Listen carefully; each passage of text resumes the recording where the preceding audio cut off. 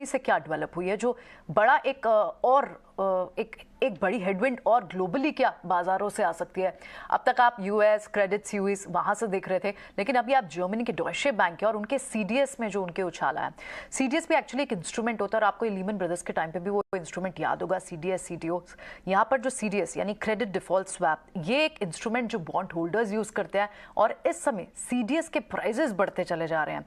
आप ये अंदाजा लगाएं कि डॉयशे बैंक के जो सीडीएस जो 44 पॉइंट्स के होते यूनिट के होते थे, वो उनमें बढ़कर उछाल अब 190 के पार चला गया है। और ऐसे में इसका असर क्या होता है कि ये और ज्यादा सेंटिमेंट को वीक कर देता है और इनफैक्ट फाइनेंशियल इंस्टेबिलिटी का भी एक और इंस्ट्रूमेंट होता है ये।